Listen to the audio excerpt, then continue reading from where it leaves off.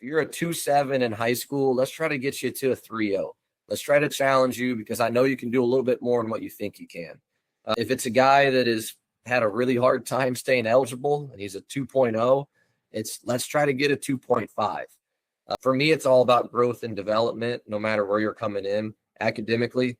If you are a high academic student, it's only going to help your offers and interest because, like Coach Frank was saying, there's going to be so many other programs that can stack and that can mold scholarships around and adjust things because of the academic side. And Coach Woodford, like, can you just talk about like some different thresholds of like, real dollars and cents of, a 3.2 versus a 3.5?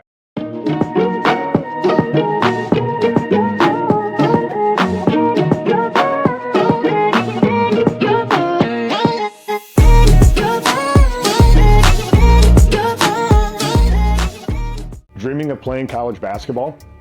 The recruiting process can be overwhelming, but with Net Results Recruiting, you're not alone. My name is Steve Schafer. I'm the founder and president of Net Results Recruiting, a full-service basketball recruiting solution based in Arizona. I spent 21 years coaching college basketball at 3 different levels, decided to get out of coaching because I really wanted to start something that's truly going to help players, families navigate the college basketball recruiting process. There's a lot of companies out there, but I don't know that they all do the things that Net Results Recruiting provides. Our goal is to find options for players that are the right fit at the right level so players can have a great experience playing college basketball. College recruiting is competitive. If you're not getting the exposure you need, you could be missing out on opportunities.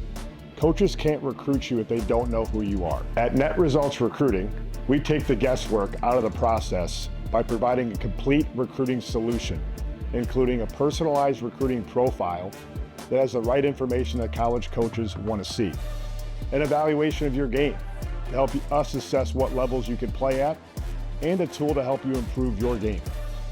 A player priority list that allows your recruiting expert to understand what is important to you when considering potential college options. Promotion to college coaches and a huge network of college coaching contacts to maximize your exposure. And finally, expert guidance and advice throughout your recruitment journey. Don't leave your future to chance. Get started today with Net Results Recruiting and take control of your basketball journey. Your dream, your future, let's make it happen together. Coach Jarvis, what advice do you have? Yeah, I think I would just back that. Coaches know coaches. And, relationship building is a skill that's going to get you far as a recruit as well as a professional. So being able to build relationships, if you're really interested in that program, set a visit up, get in front of the coach, talk to them face to face, get on campus, make sure they know who you are, make sure they know what you look like. Like we've said, there's a lot of people that are coming in and out of our phone, and we have the guys that we're targeting, and we're going to know you, but there's nothing like getting in front of somebody face to face to have that conversation if you're able to come and visit. And then on the other end, it's just that relationship side of you never know who we're going to know and who we're going to recommend. And if someone's reaching out about you, even if you're a guy that thinks you're going to be at a higher level or the Division I level, it's just being a good communicator, I think, goes a far way, especially in recruitment. And then you got to understand it's your recruitment. So you have to ask tough questions to us. It can't be something to where you're just listening the whole time. The recruitment process is about you as a recruit. So make sure you have questions that relate to you and that you express your needs. You express what you want out of the program. You express what your goals are. That's one of the biggest things that I tell guys. I still work with high school guys now. Like this recruitment process is about you finding the right fit, the right school, the right coach. So you have to ask those questions, and you've got to be the one driving your recruitment. It can't be the coach, and it can't be your parents. Great point. 200+ NAIA schools in the country are small and they're private. Can you share a success story of a player you've coached that's thrived at the NAIA level and why? Did you say my name? Yes. Okay, yeah. So I kind of got two. One's a guy that was in our JV program, Preston Fortner. and he's going to be a senior this year. His recruitment was smaller. He's a local kid. You know, he needed some time. He redshirted his first year. He played JV. He needed some time to develop physically to catch up. And I think the NAIA level was perfect for him because it gave him the time to redshirt, develop physically, and then be able to compete at a level that he saw success. And then once he saw success, he was able to continue to improve. He's going to be our 5th-year starting point guard. His 3rd year starting, but a 5th-year guy starting for us. And he's grown physically. He's a way better communicator, leader because of the opportunity he had at the NAIA level, because he was comfortable with the school. It was a smaller school. He didn't get overwhelmed physically. It was just a great fit for him to where he could develop like he needed to. And then on the other end of the spectrum is guys like, we've had a few of them. I'm going to go to Ty Elder, though, because he's a returner. But he started his career at Louisiana Tech, and then he bounced around to Cameron University. He was at a JUCO. So he's been all over, and he's seen glimpses of success. But the hardest part for him was like the relationship side and then being consistent with his success. And once he got to Missouri Baptist here, he was able to be consistent, to have some success. Last year, he averaged 14 points for us. He had a consistent role. He was able to play and do the things that he knew he could do because of the opportunity at this level. So I think it works on both ends of the spectrum, where it's sometimes guys, they quote unquote go to the Division I level to go to the Division I level, but it's not the best place for them to play or develop. So I think you get guys on both sides that they bounce down and it's a way better fit for them. It's a way better schedule for them. They have a little bit more flexibility in going to see their family on holidays and having summers. So those are the two guys that kind of come to mind for me. And those are great stories. Those are great. Thanks for sharing those. Coach, how for you? Yeah, I got two, and neither one of them are specific individuals, but more so what the beauty of college basketball at the NAIA level can provide. So one is, we talked on it earlier, we've had several guys lucky enough to continue their careers professionally. And so, we've got guys that, from single parent households, inner city, that are sending me videos of walking along the beach in Australia, Puerto Rico, and guys sending me the food they eat in Nicaragua or Venezuela or Albania. And that's kind of fun because those guys would never, we've had guys like my young man was in Albania. He would never have set foot probably in Europe, let alone Albania. And so it's really nice to see those guys get an opportunity, obviously, to continue playing basketball, but to see the world and travel and kind of grow as individuals. But the other piece for me is going to be, so the NAIA level, and there are other levels that have it, and Coach Jarvis touched on reserve, JV, development teams. And so you'll see a lot of things on the internet about how, it's not right or it's a negative thing. But that's the other piece for me is I've, again, been here 9 years now, and I've seen countless guys with zero opportunity turn development level into a uniform and then into traveling and then to lifelong memories, whether they ever actually carve out a significant rotation role, but they earn the uniform and they travel. And every single year I have someone. I have 3 guys on my team this year that are seniors that all were sat down as a freshman on reserve and said, hey, listen, you may never earn a uniform here, but you're going to get an opportunity if you come here to be on reserve. And now all of them as seniors are traveling. They're all going to play a significant role. 2 of them earned uniforms as juniors and played in 20 plus games. And they were guys that when we sat them down, it was, hey, you're taking this opportunity as a reserve role, and it might be like that all 4 years. You may never earn a uniform.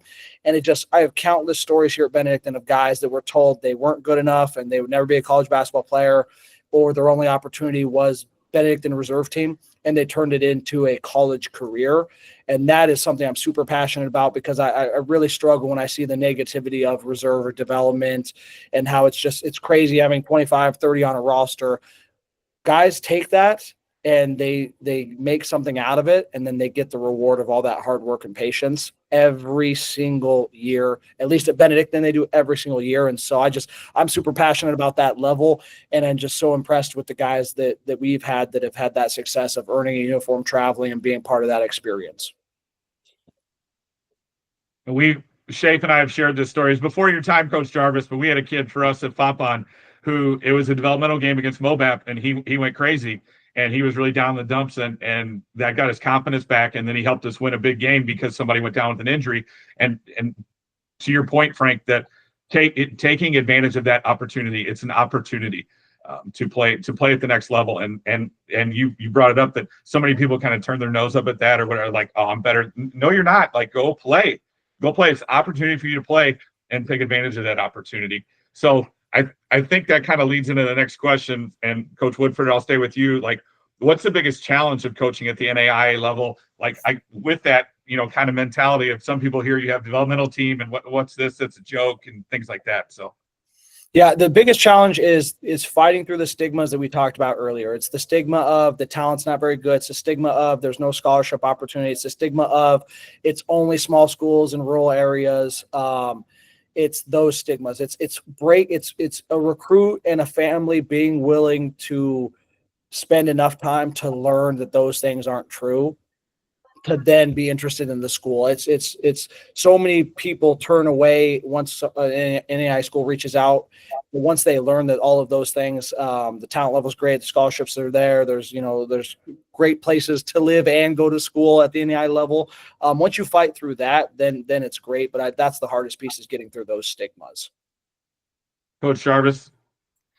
I'm just going to piggyback on that. That's what I had too. It's just getting the families, getting the players on campus and letting them see the program and get to know you and break some of those stigmas. Because once they get here, there's tons of them that love it, and they don't know anything about it because they're always looking at the other levels. But it's just breaking through the stigmas. It's getting them on campus. It's getting them to entertain this level because it's super talented, and there's a ton of talent at this level. But that's the biggest one. The other one would be numbers, having larger rosters, and then trying to fill that with, like, I have a full-time assistant, and then I have 2 graduate assistants. So it's trying to get the most out of your graduate assistants. I'm lucky to have a full-time assistant. Some NAIA programs don't have a full-time assistant. So I think that could be a challenge in different programs at the NAIA level, is staffing. Most of the Division I's are going to have really large staff, so you have more people. But that's one of the best parts of NAIA. You get to wear a lot of hats. And my dad was a junior college coach, and I got to watch him. And at the junior college level, you're wearing the strength conditioning hat. You're driving them. You're doing everything. You're the dobo. You're the assistant. You're doing it all. So I think it's fun to be able to have that opportunity to do it. But at the other end, it can get overwhelming, and you don't have as much help sometimes. And to stay in context, you just mentioned Coach Jarvis, and I'll stay with you. How do you, as the head coach at Mobap, balance recruiting, game planning, practice planning, player development, academics, community service? That's a big thing at the NAIA level that we'll touch on here in a little bit. How do you balance all that as the head coach, knowing you have fewer resources compared to bigger schools at higher levels? Yeah, I mean, being organized and having a great schedule, getting that schedule out early, because a lot of our guys work, for sure helps. And then I have been blessed to have some really great help. I have some guys that are volunteer coaches. My dad is a special assistant to myself. I have a great support system. So I think that's the biggest thing, is surrounding yourself by people that you care about, you believe in, that you trust, and then being able to delegate and be super organized and trying to get everything done so everybody has the information early so we can plan everything out. That's the biggest thing for me. It's just having the village with you and being organized. Yeah. And Coach Woodford, I know you still have full-time assistants. I think you have a GA now, but you're also an assistant AD. You've been a compliance officer there. You've had a lot of hats at Benedictine. So how do you, as the head coach of Benedictine, manage all that? Yeah, and that's the other piece about the NAIA level. It's very, very different. Is obviously for me, I have one GA, and this is the first year we've ever had a GA. So, so it's been building staffs on volunteers and things like that. But to Coach Jarvis's point, at our very first team meeting, they get a calendar, and it's got everything on it till May. And I say, listen, guys, this is it. This is our year. So look at it. If it's on this piece of paper, it's required. If changes happen, that's on me and I'll be accommodating. But right now, this is our schedule for the rest of the year. And so I need you to plan your lives around it. If you have a dentist appointment, it needs to happen outside of practice time. If you've got a non-emergency thing with your car, it's got to happen outside of practice time. Like, it's just, you need to plan your thing. I tell the guys the story every year. Like, if mom needs to be picked up at the airport and it's during practice, you probably got to get her an Uber because you're at practice those days. Like, it's just, that's a commitment you make, when you talk about balance, college basketball is the longest season of any sport. When we start practicing, we have games, we play. It's longer than any other regular season at the college level, at any level of a regular season, right? And so that's a big commitment. Basketball goes through New Year's, Thanksgiving, Christmas. If your birthday is in that realm, like Coach Schafer and I, who have the same exact birthday, our birthdays are right in the middle of that in January. And so it's just, you're giving up a lot of things to be a college athlete. And so, like, it's funny when you say balance, like, you find ways, and Coach Jarvis mentioned some really good ways, but there's truly it's truly not balance. It's just a way to successfully be able to accommodate all those things. And so I just think that you're always going to give up some level of balance, but because that's the nature of it. And that's what I think there's an adjustment for athletes too. They have to understand it's early mornings, late nights, it's weights when you don't want to lift weights. It's next week's our community service, and we're going to an animal shelter, and we're literally making like animal treats that they can then have stored for months to come. Whenever the animals need a treat, we're going to buy a bunch of food and make dog biscuits for 2 hours. It's like, it's fun, but it's like, that's part of the requirement to be a college basketball player at Benedictine, is we're going to go make dog treats. When Coach Schafer was our head coach, we had a local retirement community that we would go and pull weeds and paint and fix stuff and then interact with the residents, but that's, if you want to be a college basketball player, you got to do those things too. I'm gonna skip down a few because you guys have already hit on, like, how do you recruit kids to your level and things like that. And Coach Jarvis, you didn't know you had to have the same birthday as 3 of the other guests to be on this episode. Frank, I didn't know. Schafer and I have the same birthday, same year. I don't know if you got the same year. You're January 5th, January 4th? 4th. Yeah, 4th. Yeah, I'm the 5th. Cool. I'm the 5th. So it's one day. Yeah. Okay. So, all right. I'm August, so I'm in the warm months. There you go. Yeah. Okay. Yeah. All right. So you guys have kind of talked about it, and this is a good segue in this. So Coach Jarvis, we'll start with you. Like, what's day-to-day life like for one of your players during the season? What's the class, weights, practice, shots, development, work, all that stuff? Yeah. So we go 7 to 8 a.m. They do skill development. I'm huge on skill development, player development. So they get in, we do small group breakdowns. We'll do blood drills. We'll do short-sighted games, all working on trying to make the big picture smaller, where their scoring zones are. It's trying to get them confident, get them ripping and roaring during that time. 8 to 11, they'll have classes. Hopefully they get some food in at that point. We got some protein that we help them out with, and some protein bars, but then they go into weights at 11 a.m. They have an hour of weights at 11 a.m. and then from noon to 2, they're practicing. And then we are finished after 2 p.m. There's a few times that we'll have film in the evenings. Once we get into, conference games, and once we get into games, we play on Wednesdays, Saturdays. So we'll usually watch films Tuesdays and Fridays in the evenings. So, I mean, it stretches the day out. I'm kind of a morning guy, so I like to get in here early to make sure that these guys are getting shots and getting up early. And then we try to put a big focus on them, trying to get their 6 to 8 hours of sleep, and trying to sacrifice some of the stuff of staying up late and playing video games and going to bed, since we get up early to make sure that they're getting shots up. And then on weekends, Saturdays, we usually go, 10 to noon. But we lift 3 days a week, Monday, Wednesday, Friday. And then those 7 a.m.s are only 3 days a week with your specific coach that's going to work with that skill group. Sometimes it's all together. And then Monday through Friday, we have 5 days of practice, and then sometimes on Saturdays. Coach Woodford, what's a typical day for your guys? Yeah, very similar. We'll lift weights in the morning. We'll practice 8:30 to 10:30 most days, and then afternoons are either getting in the gym or going to class, doing your schoolwork. And then we will have film in afternoons, typically 2 to 3 days a week. And then we'll have some study hall that's sprinkled in just depending on class schedules and things like that. We also do monthly check-in meetings with every single player. And so those meetings will typically be on Fridays, like before a practice, so they know once a month they've got to do their check-in meeting. But again, yeah, the big commitment, like we've talked about, it's a lot of hours out of the day that you don't decide what your schedule is. It's decided for you. And what opportunities, we talked about community service, but what opportunities off the court do any athletes have as far as can they get internships?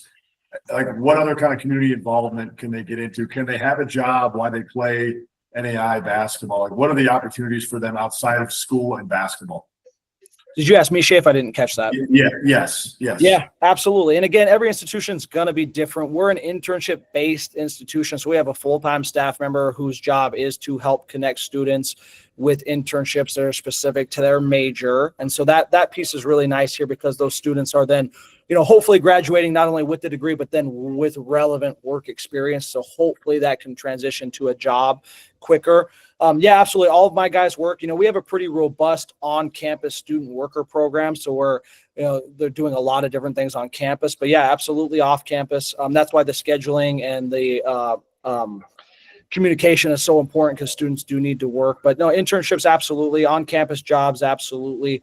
That's kind of it in terms of, we have a really, really robust student life. And so even tonight out in our gym tonight, we have a big student life event that all the teams are going to. And that's a big piece is the engagement as well. And that's something we put on all of our calendars. We're going to go watch one game of every single other team on campus as a team. So last week on a Thursday night, we all went as a team to the women's volleyball game to cheer them on. Next week we're going to the men's soccer game as a team to cheer them on. That's just part of that engagement that you do outside of just, again, your sport. Hey, Coach Jarvis, obviously being done at 2:00, does that, allow your guys to be involved in other things on campus or get jobs? Like, what does that look like at MOBAP? Yeah, so trying to front load the schedule really helps with that. And that's kind of the intention, is that they can work an evening job. And I'm connected to some of the local basketball clubs around here. So a lot of our guys that don't work on campus might go and train or go work at Larry Hughes Basketball Academy or go do some coaching or reffing in the evenings. So we try to front load it to give them that opportunity. And then when they're seniors and when they're graduate students, they have that flexibility to have the internship or to dig into their career, their professional side a little bit more during those times. But it's the same thing. We try to get involved with our volleyball team, our soccer team. We got a football game this Saturday at 7:00 that we're all going to. There's not enough hours in the day when you're an athlete and a coach. That time kind of goes quick, but trying to allow them time to make sure that they're investing in themselves and their degree to be able to help themselves financially, as well as set themselves up to have success in their career is important as well. So they have those opportunities after practice. Okay, I'm going to ask you a loaded question because we don't know where it's going to be in 5 minutes, but 5 to 10 years down the road, Coach Jarvis, where is NAIA basketball going to be? That's a tough question. It's only going to get better. I do know that. The tricky part is when you start talking about the Division I, Division II with all the finances and the trickle down of that. I don't think it'll ever get into our game at the NAIA. And I think the NAIA has kind of made that clear with the right way to play initiative. I think the talent's only going to get better. I think the facilities are going to get better. I think there's going to be a lot of programs that are at the Division II level, even the Division I level, that financially can't compete like some of those bigger Division I's that are going to trickle into the NAIA to where it's more of a what am I thinking? More of a the way it used to be, like a traditional way of college sports. And I think I was watching something with Nick Saban. Nick Saban got out of coaching because of all the financial incentives and how the game wasn't turned into where it's more player development based and like relationship driven. It's more about how much are you paying me. I think that's an advantage for the NAIA to attract more teams that are about the character, the personal development, more universities that are going to kind of trickle in. So I see the NAIA expanding, and I see us grabbing some Division twos, even some Division ones, some Division threes, and expanding our market and our footprint even more. And I know for us, moving to the heart of America, which is a great NAIA conference, that's what Nick Rule has talked about as well, is trying to continue to expand NAIA and make it better game day experiences, and to really put in the side of character development at our level.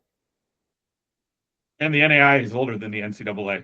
People don't know that it's been around much longer. And so Coach Woodford, look in your crystal ball. What do you see? Yeah, I mean, we talked about how we're getting higher caliber student athletes, and so why won't that just continue to make the game better 5 to 10 years from now? If we're getting better freshmen and we're getting better transfers and we're getting drop down players from higher levels in the portal. I think the other piece too that I want to touch on is, Coach Jarvis and myself are good examples of why I feel really good about the NAIA moving forward. And what I mean by that is we were assistants that had head coaches leave. And instead of like a lot of higher levels going out and getting the next, flashiest car or someone they gave an opportunity to someone that's been loyal to the program and been around and seen the success or the build up previously. And that's why I think the NAIA will continue to be successful moving forward, is because it's still a level where, like Coach Jarvis said, play the right way. It's a lot of things besides just playing. It's that, who was going to be most beneficial for that program when a coach left. And again, both of our institutions felt like it was the person that had been here grinding and working really hard and cared about the program already versus someone else that maybe, was a bit flashier or coached at a higher level or had some crazy resume. They gave it to the ones that had been there and working and grinding. And so that's why the NAIA will be successful. Well, we're getting to the top of the hour here. We want to close like we always do and give our guests a chance to plug their programs. So, Coach Jarvis, at MOBAP, we'll start with you. Why should a player attend Missouri Baptist University? You should attend Missouri Baptist University because we're an institution and a program that's going to invest in you as a player as well as a person. I've stated this the whole time through here. My passion is about developing young men to let them go professional in life. If they have opportunities as a basketball player, that's fantastic. But the biggest thing is trying to develop them to have lifelong success. We have a great program. We have great facilities. We're in St. Louis, Missouri. We have a great budget. We travel well. We take care of our players. But the biggest thing is that we're going to truly invest in our guys. We're going to know you. We're going to know what you need. We're going to be there for you if something's going wrong. We're here to support our guys and invest in them, myself, including my staff. That's what we're all about. Love it. That's great. Sign me up, Coach. I love it. That's great. Let's do it. Yep. I got 1 year old. What's your GPA? What's his GPA? Yep. Coach Woodford, why should a player attend Benedictine University-Mesa? Yeah, so I'm really, really passionate about you should only attend Benedictine University-Mesa if we check the boxes you're looking for out of a college basketball experience. And I'm very, sometimes I feel like during a recruitment process, I can almost be negative because I want to make sure I'm bringing people into the program that are going to get what they're looking for out of a college basketball experience. So if you want to be in a warm metropolitan city, we check that box. If you want a small academic experience that's going to challenge you, we check that box. If you want to play for a coach that's going to challenge you and expect a lot, then we check that box. If there's any other boxes out there that you have, we may not check those, then don't come to Benedict University Mesa. But again, if those are the things you're looking for out of your college basketball experience, then that's why you should come to us. Well, the transparency and honesty, there's not enough of that in college coaching these days. So I love that. That's great. Well, guys, I thank you guys for being on tonight. I think our audience got a full dose of what NAIA basketball is all about and to your programs as well. So really appreciate your time, and we wish you both the best of luck this season. Thank you guys for having us. Thank you. It was great being on fellas. you. Basketball players, are you grinding in the gym but struggling to get noticed by college coaches? Your talent deserves the right exposure, and that's where Net Results Recruiting comes in. Whether you're in high school, junior college, or prep school, we help you connect with college programs, get you promoted to college coaches, and receive expert guidance throughout your recruitment journey. Don't leave your future to chance. Get exposure, get guidance, get results. Let our team find your team. Visit netresultsrecruiting.com today and take the next step towards your college basketball dream.